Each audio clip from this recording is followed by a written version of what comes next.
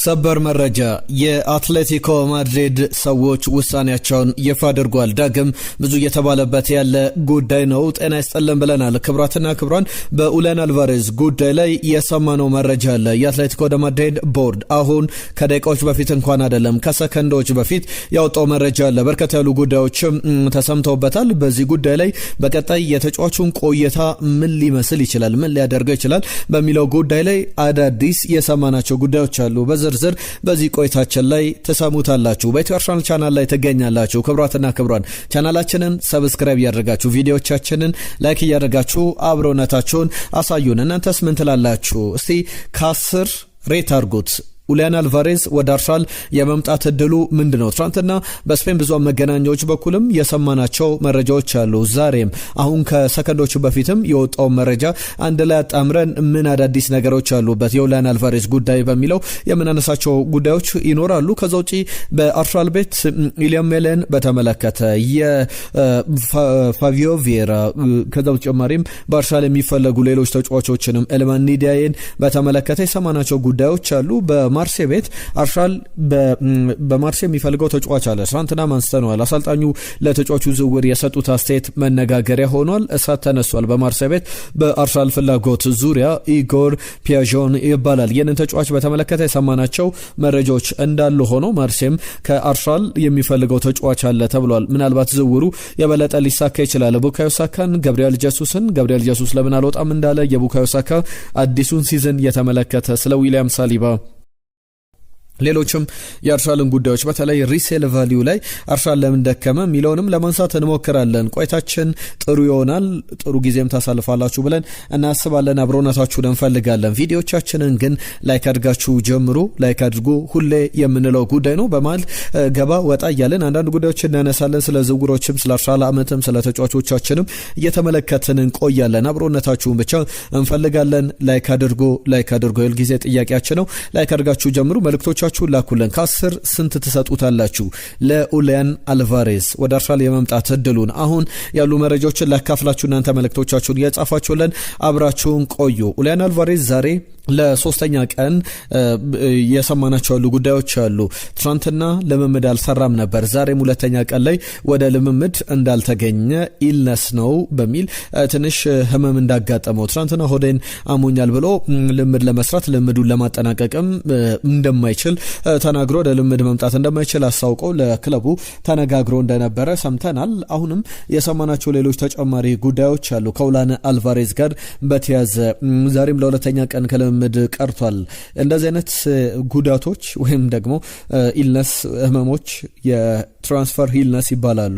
ተጫዋቹ በትክክል አሞት ተጫዋቹ በትክክል ጉዳት አጋጥሞት አይደለም። ነገር ግን ዝውውሩ ላይ አንዳንዴ ልብ ያለበት ቦታና የተጫዋቾች መንፈስ አንድ አይሆንም። በእግር ኳስ ደግሞ የአእምሮ ጉዳይ ነው። በነጻነት በአእምሮ ሙሉ ፍላጎት የማይመጣ ተጫዋች ወደ ልምምዱን በአግባቡ መስራት በጣም ይከብዳል። ያም እንደ ትልቅ ችግር የሚታይ ነውና ከኡሊያን አልቫሬዝ ጋር በተያዘ ለሁለተኛ ተከታታይ ቀን የአትሌቲኮ ማድሪድን ልምምድ መቅረቱን በተለይ ይህንን መረጃ ሲያራግቡት የተመለከትናቸው የባርሰሎና የሶሻል ሚዲያ ክንፎች ናቸው። በጣም ብዙ እየተባለበት ያለ ጉዳይ ነው። በተጫዋቹ ዙሪያ ተጨማሪ ሀሳቦችም ዛሬ ተሰምቷል። በአትሌቲኮ ማድሪድ ቦርድ በኩል የሰማናቸውንም ጉዳዮች ላካፍላችሁ። ትናንትና የባርሰሎና ፕሬዚዳንት ላፖርታ አሁንም ባርሰሎና ቬሪ ኢንተረስትድ ነው፣ በጣም ፍላጎት አለው ተጫዋቹን ለማስፈረም።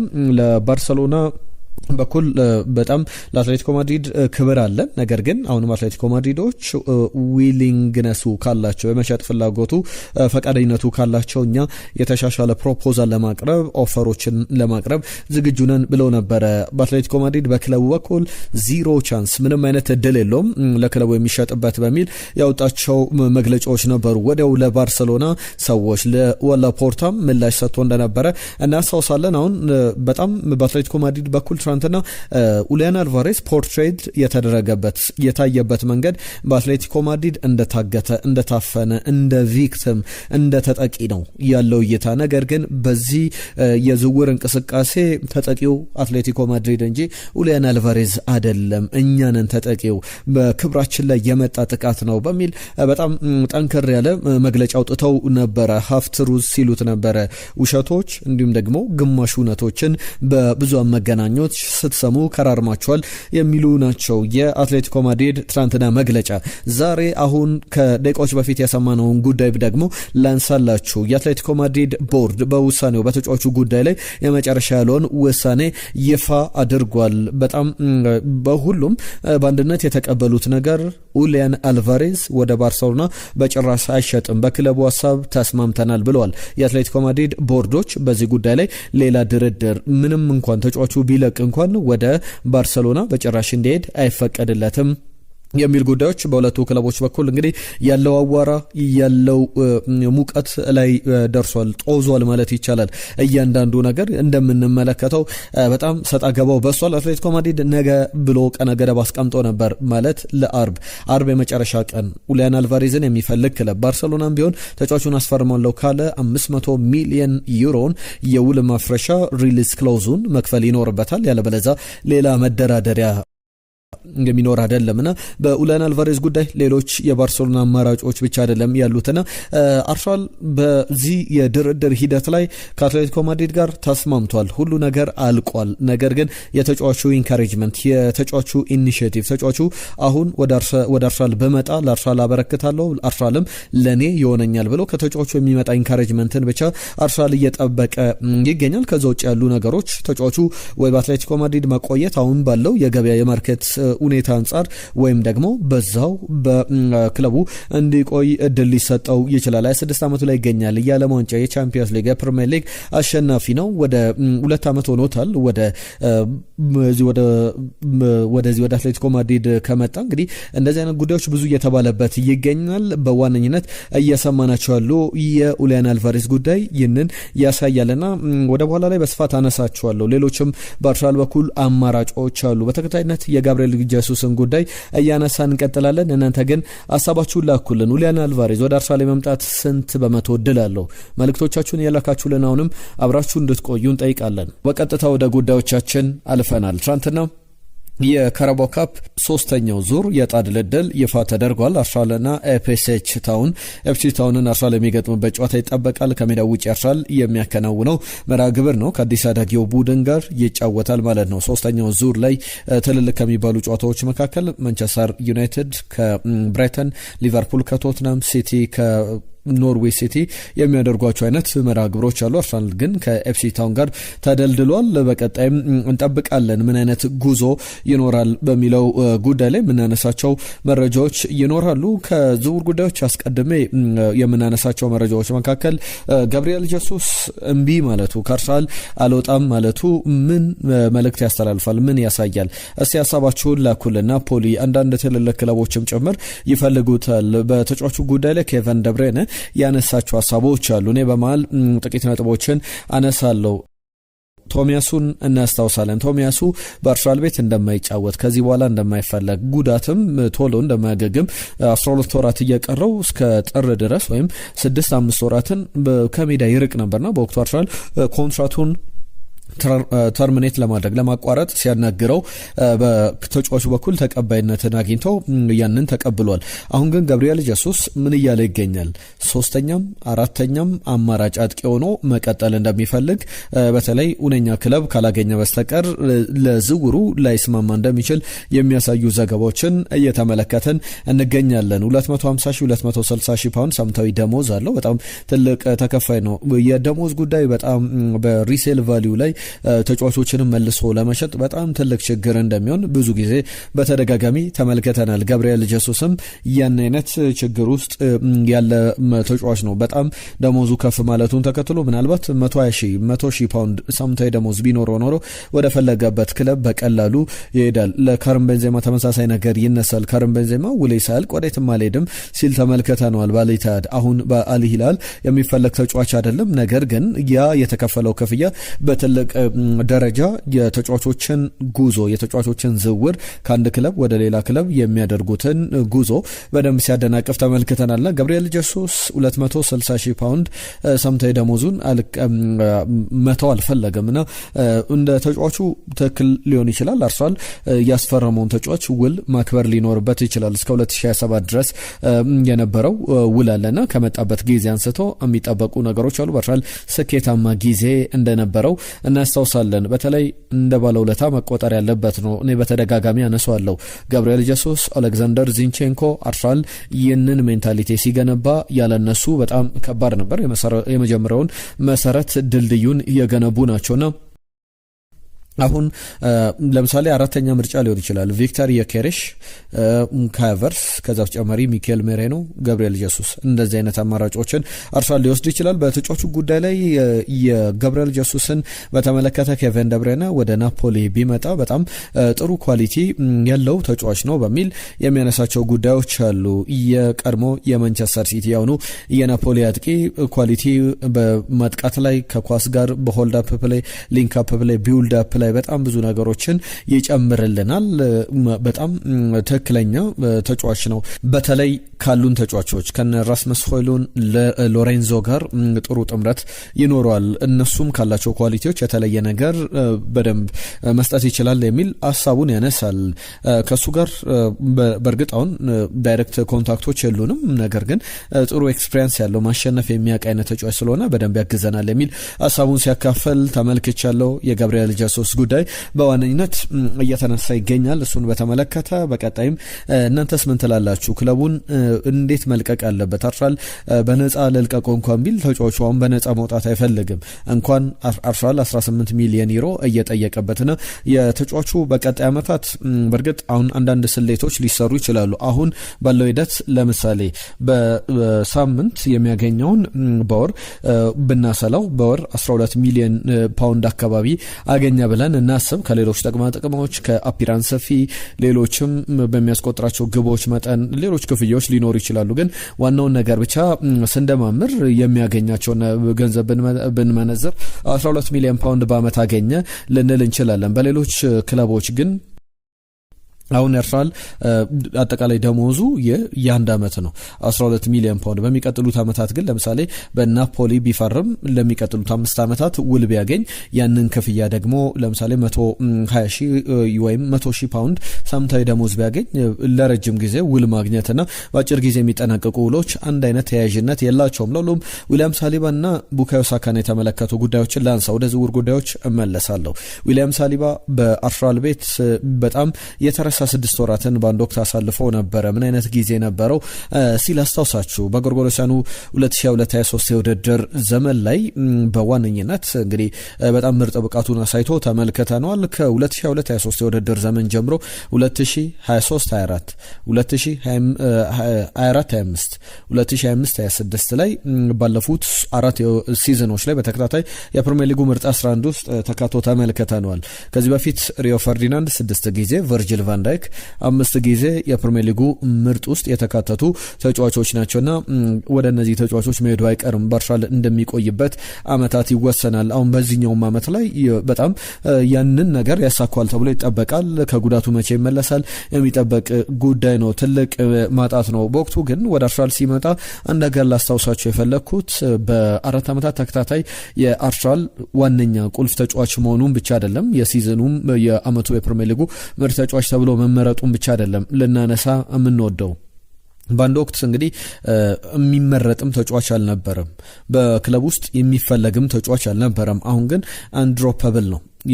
ወደ ተቀያሪ ወንበር እንኳን የሚቀመጥ አይደለም። በወቅቱ 6 ወራትን ከ23 ዓመት በታች ቡድን ውስጥ እንዲጫወት በለንደን ኮሎኒ ከዛ በተጨማሪም አልተመዘገበም ነበረ በወቅቱና አሁን ግን አንድሮፐብል ነው። በተቀያሪ ወንበር ላይ እንኳን የሚቀመጥ አይደለምና ጃንዋሪ 2021 ላይ ክለቡን ከለቀቀ በኋላ በማርሴ የነበረውን ብቃት ተመልክተናል። የሊጓን የዓመቱ ወጣት ተጫዋች ተብሎ ተመርጧል። ከዛ በኋላ የሊጓን የዓመቱ ምርጥ ተከላካይም ተብሎ ከዛ በኋላ በነበረው ዓመት ላይ ያሳያቸው ብቃቶችን እናስታውሳለን። አሁን 25 ዓመቱ ላይ ይገኛል። ሜትር ከ92 ይረዝማል።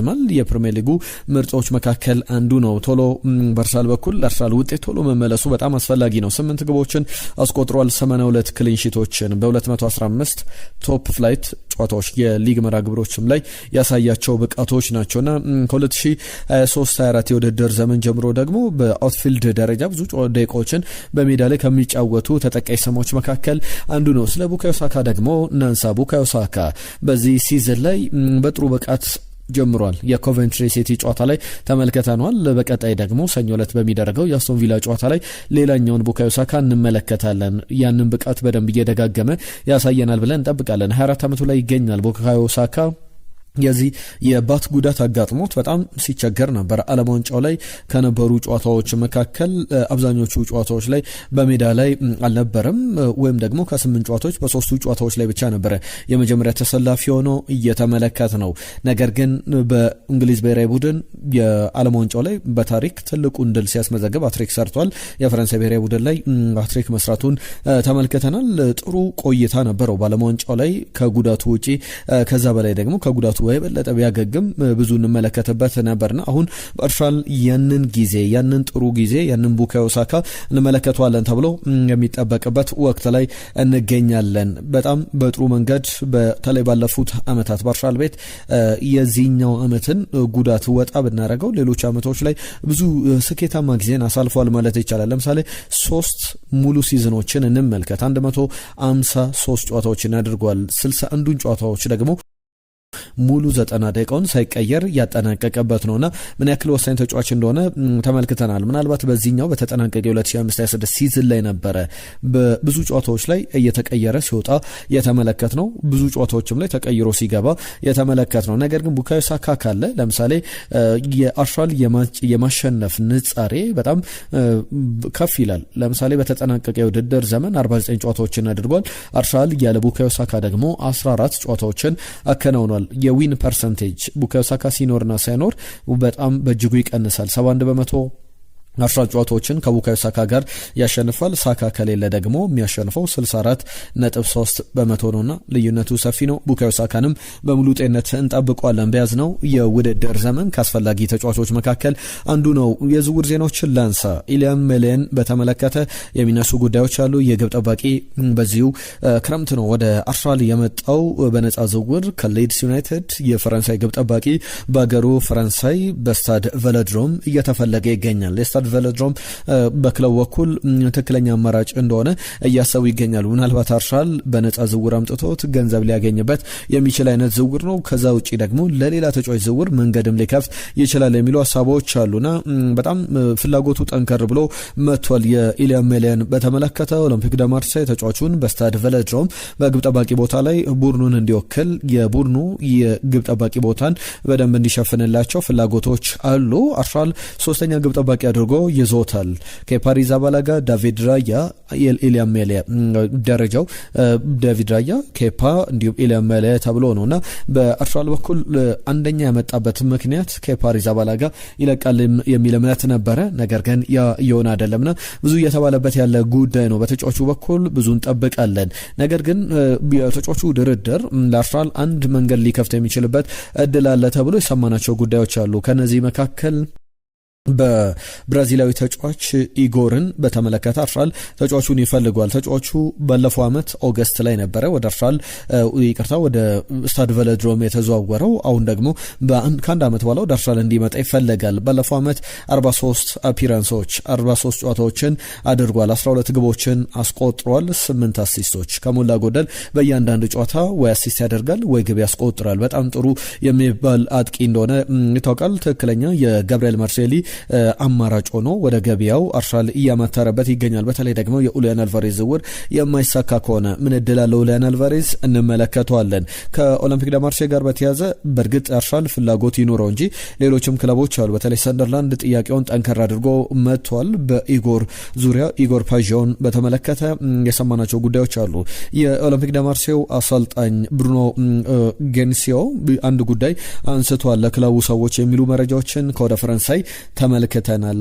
የራሳቸውን ፖዚሽን ኮንሲደር እንደሚያደርጉ ክለቡን ሊለቁ የሚችሉበት እድል እንዳለ ተጫዋቹ የሚሸጥ ከሆነ የፕሮጀክታቸው ዋነኛ ቁልፍ ሰው ነው፣ ስለዚህ መሸጥ የለበትም የሚል እምነት አላቸው። ኦሎምፒክ ደ ማርሴይ ግን በተለይ በስታድ ቬሎድሮም በክለቡ በኩል ያለው ውስጣዊ ነገሮች ብቻ አይደለም፣ ፋይናንሻሊ ስትራግል እያደረገ እየተቸገረ ያለ ቡድን እንደሆነ በደንብ መመልከት ይቻላልና የዚህ ተጫዋች ጉዳይ አሁንም በደንብ ሰፋ እያለ ብዙ ነገሮችም እየተሰማበት ይገኛል። በመሃል የእናንተን ሀሳቦች ላካፍላችሁና የመጨረሻ የምንላቸውን የዝውውር ጉዳዮች እናነሳለን። ትናንትና የፒኤፍኤ የፕሮፌሽናል ፉትቦለርስ አሶሲዬሽን የአመቱ ምርጥ ተጫዋች ሽልማት ብሩኖ ፈርናንዴዝ አሸንፎ ነበር። ማን ይገባው ነበረ? እንዴት ያለ ጥያቄ ተነሳበት በሽልማቱ ላይ የሚለውን ጉዳይ ትናንትና በስፋት አንስተናል። ከመጡልን መልእክቶች መካከል ከላህ አህመድ በተለይ ዴክላን ራይስ ይገባው ነበረ ብሎናል። ከልብ እናመሰግናለን። ዳዊት ኔክስት ይር እጠብቃለሁ ራይስ ወይም አልቫሬዝ፣ ብሩኖ ግን የሚገባው ነው በ2026 ከሞኒ ጋናርስ ብሎናል። እናመሰግናለን። አህመድ ኢሳ ራይስ ይገባዋል ብሎናል። እጅጉ ሰላም ጤና ይስጥልን ለውዱ ሀገራችን ይሁንልን ብሏል። ምርጫው አልገባኝም። የፕሪሚየር ሊጉ ምርጥ የተባለው ምክንያት አድርገው የመረጡት ለምሳሌ እንደ ራያ የተፈተነ ማናል አሲስትና ውጤት የየቀል ናቸው። አመሰግናለሁ ብሎናል። እጅጉ የጻፈልን መልእክት ነው። አመዲሳ ዌልካም ባክ ብሎናል። እናመሰግናለን። ወንድሙ ወንዴ የፒኤፍኤው ዝርፊያ ነው የፈጸመው። ፒኤፍኤው ራይስ የፕሪሚየር ሊጉን ዋንጫ ያነሳ፣ የቻምፒየንስ ሊግ የብር ሜዳሊያ ባለቤት የሆነ፣ የኮሚኒቲ ሺልድን ዋንጫ ያሸነፈ፣ ከ5000 ደቂቃዎች በላይ በብቃት የተፋለመ፣ ስኬቶቹን ከግምት ያላስገባ የአርሰናል ተጫዋች ስለሆነ ብቻ የዘረፉት እንደሆነ አምናለሁ። ድልና ሞገስ ሁሌም ለታላቁ ክለባችን ብሎናል። ከዛ በተጨማሪ ሌላኛው የግል ሽልማትና ዋንጫ አንድ አይደሉም፣ የግል ሽልማት ዋንጫ አይሆንም ብሎናል። ኦያያ የጻፈልን መልእክት ነው። ከዛ በተጨማሪ ሌሎችም የሱፍ መሐመድ በገብርኤል ማርሴሊ በኩል የአርሰናል ቤት ውስጥ እያለ ያስቆጠራቸውን ግቦች ትናንትና በዋነኝነት አንስቼ ነበር። የትኛው ትዝ ይላችኋል ብዬ ነበር። በባየር ሙኒክ ላይ ግብ ጠባቂው ማኑኤል ኖየር ወጥቶ ያስቆጠራት ግብ የሚረሳ አይደለም ብሎናል የሱፍ መሐመድ። ከልብ እናመሰግናለን። ጌታቸው ክብርና ሽልማት ለዴክላን ራይስ ይገባል ብሎናል። ሽመልስ ለገሰ ከኳታርዷ ቤስቶች እንዴት ናችሁ? እኔ ዮኬሬሽ በፍጹም መለወጥ የለበትም። ለዚህ ድል ዋና በርክቶት የሰጠ ነው። ጠንካራ ታጋይ ነው። ወደፊት በጣም አሻሽሎ ይመጣል። ማርሴሊ መውጣቱ ቢያሳዝንም ለሰጠው አገልግሎት ግን መቼም አይረሳም። ግን በዚህ መልኩ ሜዱ ያሳዝናል። ቢያንስ በነበሩ ጨዋታዎች ላይ አርቴታ ድል ሊሰጠው ይገባ ነበር። አልቫሬዝ ቢመጣ ባይመጣ አርሰናልን አይጎዳውም። ሰናይ ቀን ብሎናል። እናመሰግናለን። ቢኒ ለእኔ ምርጡ ግብ ቸልሲ ላይ ያስቆጠራት ግብ ናት በሚል የጻፈልን መልእክት አለ። ሁላችሁንም ስለ ሀሳብ ስለ አስተያየቶቻችሁ ስለሰጣችሁን ጊዜ ከልብ እናመሰግናለን። ቀጥለናል። የኡሊያን አልቫሬዝ ሌላኛው ተተኪ ሊሆን የሚችለው ተጫዋች ደግሞ በማንቸስተር ሲቲም እየተፈለገ ይገኛል። ኤልማን ኔዲያዬ ነው። የኤቨርተኑ አጥቂ ኤቨርተን አስቀድሞ የዝውውር መስኮቱ እንደተከፈተ ኒውካስትል ዩናይትድ የሸጠው አንድ ተጫዋች ነበር፣ አንቶኒ ጎርደን ወደ ባርሰሎና 67 ሚሊዮን ፓውንድ፣ በጣም ከበዛ 70 ሚሊዮን ፓውንድ ይከፈልበታል የተባለ ዝውውር እንደነበረ እናስታውሳለን። አሁን ማንቸስተር ሲቲን ያርሳል ደግሞ ኤልማን ኔዲያዬን ሴኔጋላዊውን ኢንተርናሽናል እየፈለጉ እንዳለ በዘገባዎች ላይ ተመልክተናል። በዚህ ተጫዋች ዙሪያ ደግሞ ከሰማናቸው ጉዳዮች መካከል በ80 ሚሊዮን ፓውንድ ሴኔጋላዊውን ኢንተርናሽናል ለማስፈረም ፍላጎቶች አሏቸው። የአርሰናልም የሌሎችም ቡድኖች አማራጮች ሆኖ ማንቸስተር ሲቲም በተጫዋቹ ላይ ፍላጎት እንዳለ የሚያሳዩ ዘገባዎችን በስፋት እየተመለከተ እንገኛለን። ምን አይነት አማራጮች አሉ፣ መጨረሻው ጊዜያት ላይ እነማን ለቀው እነማን ይመጣሉ የሚለውም የበለጠ ትኩረት ተሰጥቶት ሊነሳ የሚገባ ጉዳይ ነው ብለን እናስባለን። የሪሴል ቫሊዩን የተመለከተ ጉዳይም ላንሳላችሁ። በተለይ ከሪሴል ቫሊዩ ጋር በተያዘ አንዳንድ ተጫዋቾች ለምሳሌ አሁንም አርሰናል ከሃምቡርግ ጋር እየተደራደረ ይገኛል። የሃምቡርጉ ዳይሬክተር ኦፍ ፉትቦል ክላውስ ኮስታ በለንደን ለንደን ተገኝተው ነበር። ከፋቪዮ ቬራ ጋር ተነጋግረው ነበር። የመጨረሻ ውሳኔዎች ምን ላይ ደርሰዋል፣ ምን አዳዲስ ነገሮች አሉ የሚለውን በቀጣይ እንመለከታለን። ነገር ግን በተጫዋቹ በኩል ለምሳሌ ባለፈው የ2025-26 የውድድር ዘመንን ምን አይነት ጊዜ ያሳለፈ 31 ጨዋታዎችን አድርጎ 7 ግቦችን አስቆጥሯል። 5 አሲስቶች አሉት። አሁን በማርኬት ቫልዩ ላይ 16 ሚሊዮን ፓውንድ ይገመታል። ቼልሲ ግን ሊያም ዴላፕን በ49 ጨዋታዎች 3 ግቦችን ያስቆጠረ 4 አሲስቶችን ያስመዘገበ በዋነኝነት ብዙ ደቂቃዎችን ያልተጫወተ ተጫዋች ነውና ሊያም ዴላፕን በ3 እጥፍ በ4 እጥፍ አድርጎ ሊሸጠው ነውና በአርሰናል በኩል የመሸጥ ትልቅ ፖቴንሻል ችግሮች እንዳሉበት ትናንትናም ስናነሳ ነበረ። በሽያጭ ደረጃ ላይ በጣም ሊታሰብባቸው የሚገቡ ጉዳዮች አሉ። ቼልሲ ለምሳሌ ኒኮላስ ጃክሰንን በክለቡ እንደማይፈለግ ተረጋግጦ እንኳን አሁን በ47.5 ሚሊዮን ፓውንድ ለአስቶን ቪላ ለመሸጥ መነሻው ክፍያ ነው። አጠቃላይ የተጫዋቹ ውል እስከ 65 ሚሊዮን ፓውንድ ከፍ ሊል እንደሚችል የተመለከትናቸው ጉዳዮች አሉና አርሰናል በደንብ ራሱ መልሶ ሊያይባቸው የሚገባም ጉዳይ ነው። ፋቪዮ ቬራ፣ ሌሎችም ገብርኤል ጀሱስ፣ ሌሎችንም ስሞች ልናነሳ እንችላለን። የእድሜ ጉዳይ፣ ሌሎች ከግምት ሊገቡ የሚችሉ አማራጮች አሉ። ነገር ግን ያንንም በተመለከተ ብዙ ሊባልበት የሚችል ጉዳይ ነው። ለሁሉም የአርሰናል ጉዳዮች እነዚህን ይመስላሉ። አብራችሁን ስለነበራችሁ ከልብ እናመሰግናለን። በቀጣይ ቀናት ሌሎች አዳዲስ ጉዳዮችን ሰበር መረጃን በሚወጡበት ሰዓት ላይ በኢትዮ አርሰናል ቻናል ላይ አዳዲስ መረጃዎችን ይዘን እንመጣለን። አብራችሁን ስለነበራችሁ ስለሰጣችሁን ጊዜ ስላዳመጣችሁን ከልብ እናመሰግናለን። ክቡራትና ክቡራን ቻናላችንን ሰብስክራይብ አድርጉ፣ ቤተሰብነታችሁን አሳዩን። ባነሳናቸው ጉዳዮች ላይ መልእክቶቻችሁን እንቀበላለን። የዛሬን እዚህ ላይ አጠናቀቅን። ጤና ይስጥልን ብለናል።